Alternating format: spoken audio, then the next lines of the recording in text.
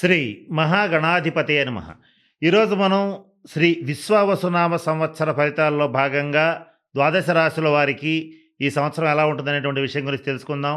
దాంట్లో భాగంగా మేషరాశి వారికి ఈ సంవత్సరం ఎలా ఉంటుందనేటువంటి విషయం గురించి తెలుసుకోవడానికి ప్రయత్నం చేద్దాం. అశ్విని భరణి కృత్తిక పాదం మేషం అంటే అశ్విని నక్షత్రం 1 2 3 4 పాదాలు, భరణి నక్షత్రం 1 2 3 4 పాదాలు, కృత్తిక నక్షత్రం ప్రథమ పాదం వరకు ఉన్నటువంటి నక్షత్ర పాదాల్లో జన్మించిన వాళ్ళందరినీ కూడా మనం మేషరాశి జాతకుల కింద పరిగణిస్తాం. ఈ సంవత్సరం ఈ మేషరాశి వారికి ఆదాయ వ్యయాలు ఎలా ఉన్నాయంటే ఆదాయం 2, వ్యయం 14, రాజపూజ్యం 5, అవమానం 7. ఇక్కడ ఈ అంకెలు చూసి కంగారు పడాల్సిన పని లేదు. ఇక్కడ ఆదాయం 2, వ్యయం 14 అని గనక అనేటట్లయితే ఆదాయం చాలా తక్కువ ఉంటుంది, ఖర్చు చాలా ఎక్కువ ఉంటుంది అనే కదా అర్థం. అయితే ఇక్కడ మనం గమనించుకోవాల్సింది ఏంటంటే ఇదొకటే కాదు, అనేక రకాల అంశాలు ఈ సంవత్సరం యొక్క ఫలితాలను నిర్దేశిస్తాయి. వాటిల్లో ముఖ్యంగా కొన్ని చెప్తాను. ఈ విశ్వావసునామ సంవత్సరం అనేటువంటిది మొదలవటమే కాలసర్పదోషంతో షష్టగ్రహ కూటమితో మొదలవుతుంది. అంతేకాకుండా దాదాపు ఈ సంవత్సరం మొత్తం 8-9 నెలల కాలం పాటు ఎక్కువ శాతం త్రిగ్రహ, చతుర్గ్రహ, పంచగ్రహ కూటములు అనేటువంటివి వస్తూనే ఉన్నాయి. ఇవన్నీ కూడా ప్రధానమైనటువంటి ఫలితాలను నిర్దేశిస్తాయి. ప్రధాన గ్రహాలైనటువంటి శని, గురు, రాహుకేతువులన్నీ కూడా అంటే ఈ 4 గ్రహాలు కూడా వాటి వాటి స్థానాల్లో మార్పు చెందించడం అనేటువంటిది ప్రధానమైనటువంటి ఫలితాలను నిర్దేశిస్తుంది. ఈ ఫలితాలన్నింటినీ గమనిస్తే ముఖ్యంగా చెప్పాలంటే మేషరాశి వారికి ఈ సంవత్సరం రాహువు అత్యంత అదృష్టాన్నిచ్చేటువంటి గ్రహంగా మారబోతోంది. రాహు ఇచ్చేటువంటి ఫలితాలన్నీ కూడా మాయగా ఉంటాయి. అంటే ఎప్పుడొస్తాయో తెలీదు, ఎప్పుడవుతుందో తెలీదు. కానీ రాత్రికి రాత్రి కోటీశ్వరులైన వాళ్ళని ఎవరైనా తీసుకుంటే వాళ్ళ మీద రాహుగ్రహ ప్రభావం తీవ్రంగా ఉంటుందని చెప్పవచ్చు. అటువంటి రాహువు మీకు లాభస్థానంలో మే నెలలో ప్రవేశించి ఈ సంవత్సరం అంతా కూడా సంచరించడం జరుగుతోంది. ఈ రాహుగ్రహ ప్రభావం వల్ల మీకు చాలా రకాల శుభ ఫలితాలు వస్తాయి. వాటిల్లో కొన్ని మీకు బ్రీఫ్‌గా చెప్పడానికి ప్రయత్నం చేస్తాను. వాటిల్లో మొట్టమొదటిది ఏమిటంటే దూర ప్రదేశాల్లో, ముఖ్యంగా దేశ విదేశాల్లో అంటే దూర ప్రాంతాల్లో, విదేశాల్లో ఉన్నటువంటి స్నేహితుల యొక్క మంచి ఆదరణ, వాళ్ళ యొక్క సపోర్ట్ అనేటువంటిది ఫైనాన్షియల్‌గా అంటే ఆర్థిక పరంగా గానీ, మోరల్‌గా గానీ, నైతికంగా గానీ మీకు లభిస్తుంది. తద్వారా మీరు మంచి శుభ ఫలితాలని పోగు చేసుకుంటారు. అలాగే మీకు ఈ సంవత్సరం 2 రకాల విచిత్రమైన పరిస్థితులొస్తాయి. ఒకటేంటంటే స్త్రీ మూలక సహాయం అనేటువంటిది లభిస్తుంది. అంటే ఆ స్త్రీ అనేటువంటి పర్సన్ ఎవరైతే ఉంటారో మీ భార్య గావచ్చు, మీ తల్లిగారు గావచ్చు, మీ తోడబుట్టిన వాళ్ళు గావచ్చు, లేదా స్నేహితురాలు గావచ్చు. ఎవరైనా సరే వారి నుంచి మీకు ఈ సంవత్సరం సంపూర్ణ సహాయ సహకారాలు లభిస్తాయి. కానీ వీటిలో ముఖ్యంగా ఎవరైతే అనవసరమైనటువంటి ఈ ప్రణయ కలాపాల్లో గనక వేలు పెట్టి అనవసరమైన వాగ్వివాదాల్లో, స్త్రీ మూలక తగాదాల్లో ఇరుక్కునేటట్లయితే వాళ్ళకి మాత్రం ఈ సంవత్సరం పరువు పోవచ్చు, ఆర్థికంగా నష్టపడవచ్చు, ఏదైనా ఇబ్బంది పడవచ్చు. ఆ ఒక్క విషయం అంటే అటువంటి స్త్రీని మినహాయించుకుంటే మిగతా వాళ్ళు ఎవరైనా సరే స్త్రీమూర్తులు వాళ్ళ నుంచి మీకు సంపూర్ణ సహాయ సహకారాలు లభించడం అనేటువంటిది మీకు చాలా ఆనందాన్నిస్తుంది. వాళ్ళు ఎంత సహకరిస్తారు అనంటే మీ యొక్క పురోభివృద్ధి కోసం తపిస్తారు. అటువంటి శుభ ఫలితాలు మీకు ఈ సంవత్సరం గోచరిస్తున్నాయి. ఇకపోతే మీకు కొద్దిగా ఇబ్బందికరమైన పరిణామం ఏంటంటే ఈ ఉగాది నుంచే మీకు ఏలినాటి శని అనేటువంటిది ప్రారంభమవుతోంది. దీనివల్లనే మీకు ఏం జరగబోతోందంటే ఇందాక మనం ఆదాయ వ్యయాలు చెప్పుకున్నట్లుగా మీరు సాధారణంగా ఖర్చు పెట్టేటప్పుడు ఏదైనా సరే అన్నిటికీ ఆలోచించి ముందు ఆలోచనతో చాలా జాగ్రత్తగా ఒక సిస్టమాటిక్‌గా ఖర్చు పెడతారు. ఆర్థిక క్రమశిక్షణ మీకు సర్వసాధారణంగా ఎక్కువగా ఉంటుంది. ఈ సంవత్సరం మీ ఆర్థిక క్రమశిక్షణ ఎటుపోతుందో తెలీదు, ఏమవుతుందో తెలీదు. మీరు ఎంత జాగ్రత్త చేయాలనుకున్నా మీ చేతిలోనే సగం డబ్బు నాశనం అవుతుంది. మిగిలినటువంటి ఆర్థిక పరమైనటువంటి అంశాలు ఏవైతే ఉంటాయో అది కుటుంబ సభ్యులు మీకు సంబంధం లేకుండా అనవసరమైనటువంటి ఖర్చులు పెట్టడం, అనవసరమైన చోట పెట్టుబడులు పెట్టడం, కొంత ఇబ్బంది పడటం, ఇబ్బంది పెట్టడం అనేటువంటిది జరుగుతుంది. ఇది మంచిది గాదు. ఇలా చేస్తే డబ్బు నష్టపోతారని చెప్పినా గూడా మీ కుటుంబ సభ్యులు ఒకానొక సమయంలో వినే పరిస్థితి ఉండదు. ఇటువంటి ఇబ్బందికరమైన పరిణామాలు మీకు మొదలవుతాయి. అనవసరమైనటువంటి ఖర్చులు మీకు పెరిగే పరిస్థితి ఉంది. దీన్ని నివారించుకోవటానికి ఖచ్చితంగా మేషరాశి వారు ఈ సంవత్సరం నుంచి 7.5 సంవత్సరాల పాటు శనీశ్వరుడికి సంబంధించినటువంటి పరిహార క్రియలు జరిపించుకోవాలి.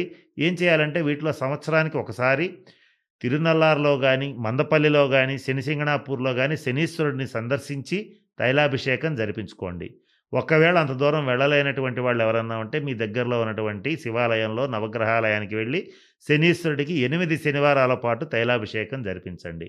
ఒకవేళ ఇది గూడా చేయలేకపోతే మీ దగ్గరలో ఉన్నటువంటి ఆంజనేయ స్వామి వారి దేవాలయానికి వెళ్లి ప్రతి శనివారం నాడు ఉదయం స్వామివారిని తమలపాకులతో అర్చించి, వడమాల సమర్పించి, తమలపాకులతో పూజ చేయించండి. ఈటిలో తమలపాకులతో పూజ చేసి సింధూరాన్ని అర్పించండి. వీటిల్లో ఏది చేసినా కూడా శనీశ్వరుడు అనుగ్రహిస్తాడు. అయితే ఇక్కడ మీకు ఇందాక నేను చెప్తోంది అదే. కుంభంలో రాహువు మీకు లాభస్థానంలో అత్యంత శుభ ఫలితాలను ఇస్తున్నాడు. శనివద్ రాహువు కుజవత్ కేతువు అంటారు. అంటే శనిచ్చేటువంటి ఫలితాలని రాహువిస్తాడు. కుజుడిచ్చేటువంటి ఫలితాలని కేతువిస్తాడు. ఇక్కడ మీకు ఈ రాహుగ్రహ ప్రభావం వల్ల మీకు మంచి పదవి లభిస్తుంది, అధికారం లభిస్తుంది. అలాగే మీరు ఊహించనటువంటి ప్రమోషన్స్ లైఫ్‌లో ఊహించని అచీవ్‌మెంట్స్ చేయగలుగుతారు. మీరు ఆ విషయంలో మాత్రం అదృష్టవంతులే. రాహు మీకు చాలా బాగున్నాడు. ఇక సంతానపరమైనటువంటి చిక్కులు బాగా ఇబ్బంది పెడతాయి. సంతానం కోసం అధికంగా ఖర్చు పెట్టవలసి వస్తుంది. సంతానం కోసం ఈ మేషరాశి వారు ఎక్కువ మంది సంతాన వివాహ విషయంలో అనుకున్న దానికన్నా చాలా ఎక్కువ ఖర్చు చేయడం అనేటువంటిది కూడా జరిగే అవకాశాలు ఈ సంవత్సరం పుష్కలంగా ఉన్నాయి. సోదర సోదరీ వర్గం నుంచి మీకు సంపూర్ణ సహాయ సహకారాలు లభిస్తాయి. తండ్రి గారి నుంచి కూడా మీకు తెలియకుండా ఊహించనటువంటి సహకారం లభిస్తుంది. గతంలో తండ్రితో ఎవరికైనా సరే భేదాభిప్రాయాలు ఉన్నటువంటి మేషరాశి వాళ్ళు ఎవరైనా ఉంటే వాళ్ళకి ఈ సంవత్సరం నుంచి ఆ భేదాభిప్రాయాలు తగ్గుముఖం పడతాయి. అలాగే ఈ మేషరాశి వారిలో మరి ముఖ్యంగా ఎవరికి ఎలా ఉందనేటువంటి అంశాన్ని గమనిస్తే విద్యార్థులకి చాలా బాగుంది. ఉత్తీర్ణత శాతం అద్భుతంగా ఉంది. టాప్ ర్యాంకులు మీవే అవుతాయి. ఆలోచించుకోవాల్సిన అవసరం లేదు. అయితే ఇక్కడ జరిగేదేంటంటే ఒక్కొక్కసారి మాత్రం మీరు కొంత మతిమరుపుకి గురవుతుంటారు. చదివినటువంటివి ఒకానొక సమయంలో గుర్తొచ్చే అవకాశాలు తగ్గుతూ ఉంటాయి. ఇక నుంచి ఈ సంవత్సరం నుంచి. అప్పుడు మీరు చేయాల్సిన పరిహారం ఏంటంటే ప్రతినిత్యం మేధో దక్షిణామూర్తి స్తోత్రాన్ని పఠించండి. లేదా ఒకవేళ చదవటం రాకపోతే కనీసం ఉదయం స్నానం చేసి మేధో దక్షిణామూర్తి స్తోత్రాన్ని కనీసం వినండి. వింటే జ్ఞాపక శక్తి బాగా పెరుగుతుంది. ఇక మేషరాశి ప్రభుత్వ రంగ, ప్రైవేట్ రంగ ఉద్యోగస్తులకి మీకు ఇష్టమన్నా, ఇష్టం లేకపోయినా మీరు ట్రాన్స్ఫర్స్‌కి గురవుతారు. ఖచ్చితంగా ట్రాన్స్ఫర్ అయ్యే అవకాశాలు కూడా బలంగా గోచరిస్తున్నాయి.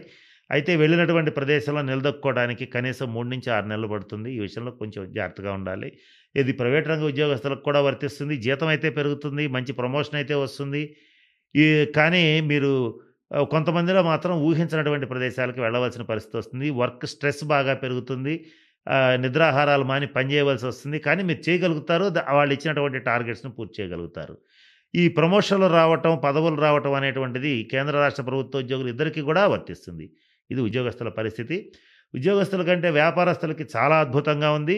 బంపర్ ఆఫర్ వస్తుంటుంది. మీరు ఊహించని అవకాశాలొస్తాయి. మీకు ఊహించని లాభాలొస్తాయి మీ వ్యాపారాల్లో. ఈ విషయంలో అదృష్టవంతులు. ఇక కాకపోతే వాటిని ఖర్చు పెట్టే విధానంలోనే మీకు ఇబ్బంది ఉంటుంది గనక మేషరాశి వాళ్ళకి ఒక సూచన. మీరు మీ సొంత ఖాతాల నుంచి డబ్బులు ఖర్చు పెట్టడం కాకుండా మీ జీవిత భాగస్వామి ద్వారా ఖర్చు పెట్టించండి. లేదా వారి ఖాతాలో వేసి వారి నుంచి డబ్బులు ఖర్చు పెట్టించండి. వారి చేతి మీదుగా డబ్బు ఖర్చు పెట్టించండి. అప్పుడు మీకు ఖర్చులు ఖచ్చితంగా తగ్గుతాయి. ఇక రాజపూజ్య అవమానాల విషయానికొచ్చేటట్లయితే రాజపూజ్యం 5, అవమానం 7. 10 మందిలో 5గురు మిమ్మల్ని గౌరవంగా చూస్తే, ఒక 7గురు మీ యొక్క శక్తి సామర్థ్యాలని, మీ యొక్క సమర్థతని చూసి ఓర్వలేక మీ వెనక చాలా అవమానకరంగా మాట్లాడి మిమ్మల్ని అవమానించడానికి ట్రై చేస్తుంటారు, ప్రయత్నిస్తుంటారు. మీ ఎదురుగా మాట్లాడే ధైర్యం చేయలేరు. చేసినటువంటి వాళ్ళకి తగు రీతిగా బుద్ధి చెప్తారు. ఈ విషయంలో సందేహం లేదు. ఇక ఈ సంవత్సరం మీరు పట్టుదలతో ఏ పని ప్రారంభించినా కూడా ఖచ్చితంగా పూర్తవుతుంది. విజయం మీదే. పెద్ద పెద్ద బాధ్యతల్ని సునాయాసంగా మోసి అందరినీ ఆశ్చర్యపరుస్తారు. ఇక స్థాన మార్పు అనేటువంటిది ఏర్పడుతుంది. అంటే గృహం కావచ్చు, లేదా వర్క్ ప్లేస్ కావచ్చు, ఏదైనా సరే స్థాన చలనం, స్థాన మార్పు, కొత్త ప్రదేశానికి వెళ్ళటం, కొత్త స్థలాలు కొనడం, కొత్త పొలాలో, ఇళ్ళో కొనుగోలు చేయడం అనేటువంటిది ఖచ్చితంగా జరుగుతుంది. ప్రతి పనిలోనూ అలుపెరగని పోరాటం చేస్తారు. విజయం మీకు అనుకూలంగానే ఉంటుంది. ఇక స్నేహితుల సహకారం అనేటువంటిది పరిపూర్తిగా ఉంటుంది. అనుకున్న పనులు అనుకున్న సమయానికి పూర్తి చేస్తారు. సమాజంలో మంచి గుర్తింపు వస్తుంది. ఇటువంటి శుభ పరిణామాలు గోచరిస్తున్నాయి. ఇకపోతే మేషరాశి వారికి ఎవరికి ఎలా ఉంది అనంటే, ఇక రాజకీయ నాయకుల్ని కాస్త గమనిస్తే మేషరాశి రాజకీయ నాయకులకి రాజయోగం బాగుంది. మీ యొక్క పేరు ప్రతిష్టలు ఇనుమడిస్తాయి. ఎవరైతే నామినేటెడ్ పోస్టులు గాని, పదవుల కోసం గాని ఎదురు చూస్తున్నారో, ఈ సంవత్సరం ఎలక్షన్స్‌కి వెళ్తారో మేషరాశి వాళ్ళకి విజయ అవకాశాలు మెండుగా ఉన్నాయి. ఏలినాటి శని ఉన్నా పర్వాలేదు. గెలుపు అవకాశాలే మేషరాశి వాళ్ళకి ఉన్నాయి. ఈ విషయంలో సందేహం లేదు రాజకీయ నాయకుల విషయంలో. ఇక సాఫ్ట్‌వేర్ రంగంలో ఉండేటువంటి వారికి మీ యొక్క ప్యాకేజీలు బాగా పెరుగుతాయి. విదేశీ ప్రయాణ ప్రయత్నాలు సఫలీకృతమవుతాయి. విదేశాల్లో ఉన్నటువంటి వారికి హెచ్-1బీ వీసా, గ్రీన్ కార్డ్ అనేటువంటివి సునాయాసంగా లభిస్తాయి. ఈ సంవత్సరంలో ఒక 10 మందికి గ్రీన్ కార్డ్ వస్తే దాంట్లో కనీసం ముగ్గురైనా సరే మేషరాశి వాళ్ళుంటారు. అటువంటి అనుకూలమైన గ్రహస్థితి నడుస్తోంది. అయితే ఇక్కడ ఒక చిన్న కండిషన్ ఏంటంటే, ఎంత బాగున్నా ఏలినాటి శని ప్రారంభమైంది గనక దీనికి తోడుగా ఏ కేతు మహర్దశ నీచబెట్టిన గ్రహ దశాంతర దశలో శని మహర్దశ నడుస్తున్న వాళ్ళకి మాత్రం కొంత దగ్గర దాకా వచ్చి జారిపోయేటువంటి పరిస్థితి ఉంటుంది. అటువంటి వాళ్ళు తప్పనిసరిగా తగిన శాంతి పరిహార క్రియలను జరిపించుకుంటే ఆ ఇబ్బంది నుంచి బయటపడతారు. ఇక స్వతంత్ర వృత్తులు చేసేటువంటి డాక్టర్స్, ఇంజినీర్స్, లాయర్స్‌కి మీ యొక్క ప్రతిభకి తగినటువంటి గుర్తింపు, డబ్బు అనేటువంటిది లభిస్తుంది. రైతులకి 2 పంటలు బాగుంటాయి.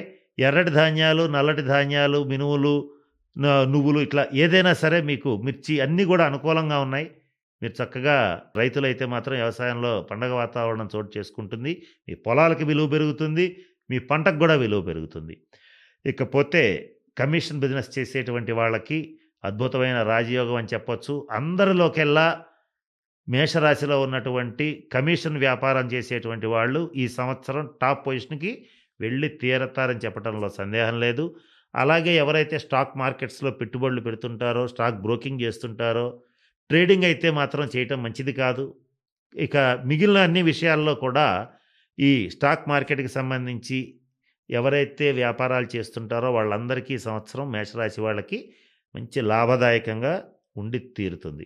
ఇక సినిమా రంగంలో ఉండేటువంటి కవులు, కళాకారులు, గాయకులు వీళ్ళందరికీ కూడా మంచి ప్రోత్సాహకాలు లభిస్తాయి. అవార్డులు లభిస్తాయి. పేరు ప్రతిష్టలు బాగా పెరుగుతాయి. ఇక గతంలో జరిగినటువంటి ఫెయిల్యూర్స్ ఏవైతే ఉన్నాయో గత సంవత్సరం 2024లో జరిగినటువంటి ఫెయిల్యూర్స్ నుంచి మంచి ప్రతీకారం తీర్చుకుంటారు. మంచి హిట్ కొట్టి చూపిస్తారు. ఇది సినిమా రంగంలో ఉండేటువంటి హీరో, హీరోయిన్ల దగ్గర నుంచి టెక్నీషియన్స్ దాకా, కవులు, గాయకుల దాకా, అలాగే తెర ముందు, తెర వెనక ఉండేవాళ్ళ దాకా, మీడియా రంగంలో ఉండేటువంటి వాళ్ళు, టీవీ రంగంలో ఉండేటువంటి వాళ్ళు అందరికీ గూడా ఈ మేషరాశి వాళ్ళకి ఈ బంపర్ ఆఫర్ అనేది లభించి తీరుతుంది. ఇక మేషరాశి స్త్రీల విషయానికొచ్చేటట్లయితే అన్నీ మీ చేతిలోనే ఉంటాయి. సువర్ణాభరణ ప్రాప్తి ఉంటుంది. ఆకస్మికంగా ధనప్రాప్తి ఏర్పడుతుంది. మీరు ఊహించని డబ్బు మీ చేతికి అందుతుంది. స్థిర చరాస్తుల కొనుగోళ్లు, అమ్మకాలు చాలా లాభసాటిగా ముగిస్తాయి. ఈ సంవత్సరం మీకు ఎదురులేదు. ఇక్కడ కాకపోతే అన్నీ ఉన్నా కూడా ఒక చిన్న లోటు అనేటువంటిది బాధపెడుతుంది. మీరు ఎవరి కోసమైతే ఈ పనులన్నీ చేస్తున్నారో వాళ్ళు మిమ్మల్ని సరిగ్గా అర్థం చేసుకోలేకపోవటం, అది జీవిత భాగస్వామి కావచ్చు, సంతానం కావచ్చు, తల్లిదండ్రులు కావచ్చు, ఎవరైనా కావచ్చు, కడుపున పుట్టిన బిడ్డలు కావచ్చు, ఎవరైనా సరే మిమ్మల్ని సరిగ్గా అర్థం చేసుకోలేకపోతారు. ఇది మీ మానసిక ఆందోళనకి కారణభూతమవుతుంది. ఇక్కడ మీరు ఈ సంవత్సరం చేసేటువంటి ప్రతి పనిలోనూ చుట్టుపక్కల వాళ్ళు అనేక రకాల ఇబ్బందులు కలిగించడానికి ప్రయత్నం చేస్తుంటారు. వీటన్నింటినీ చాలా జాగ్రత్తగా తిప్పికొట్టగలుగుతారు. ఈ సంవత్సరం స్త్రీ మూలక వివాదాలు, స్త్రీ మూలక తగాదాల జోలికి మాత్రం పొరపాటున కూడా పోవద్దు. అనవసరమైనటువంటి పంతాలు, పట్టుదలకు పోవద్దు. కోర్టు వ్యవహారాలు ఉన్నటువంటి వాళ్ళు వీలైనంత వరకు కోర్టు బయటే తేల్చుకోండి. కొంచెం రెండవ భాగంలో అంటే ఈ సంవత్సరం ప్రథమార్థం కంటే రెండవ భాగంలో మాత్రం తీర్పులొస్తే కొంత వ్యతిరేకంగా వచ్చే అవకాశం ఉంటుంది. ఈ విషయంలో కాస్త జాగ్రత్తగా ఉండండి. మీ ఆరోగ్య విషయంలో జాగ్రత్తగా ఉండండి. మీకంటే కూడా మీ జీవిత భాగస్వామి ఆరోగ్య విషయంలో చాలా జాగ్రత్తగా ఉండాలి. అది కూడా మేషరాశి వాళ్ళు, మరి ముఖ్యంగా 40 సంవత్సరాలు దాటినటువంటి మేషరాశి పురుషులైతే వారి జీవిత భాగస్వామి స్త్రీల విషయంలో చాలా జాగ్రత్తగా ఉండాలి. కొంచెం ఇబ్బందికరమైన కాలం. ఒక రకంగా కొంత 50 ఏళ్ళు దాటిన వాళ్ళు, 60 ఏళ్ళు దాటిన వాళ్ళైతే కొంత గండకాలం అని కూడా చెప్పొచ్చు. అయితే అది ఒక్కదాని వల్లే జరగదు. వ్యక్తిగత జన్మజాతకంలో కూడా కొంత నీచగ్రహ దశాంతర దశలు, శని మహర్దశ లాంటివి ఉంటే మాత్రం తప్పనిసరిగా అది గండకాలమే అవుతుంది. ముఖ్యంగా జీవిత భాగస్వామి విషయంలో ఈ విషయంలో కాస్త జాగ్రత్తగా ఉండండి. ఒక 40, 45, 50 ఏళ్ళు దాటినటువంటి వాళ్ళు జీవిత భాగస్వామి ఆరోగ్య విషయంలో జాగ్రత్తగా ఉండండి. సర్జరీ జరిగే అవకాశం ఉంది. మీరు కూడా కొంత వాహన ప్రమాదాలకు గురయ్యేటువంటి పరిస్థితి ఉంటుంది. ఎందుకైనా మంచిది వీలైనంత వరకు ప్రతి విషయంలోనూ అనవసరమైనటువంటి సాహసాలు చేయొద్దు.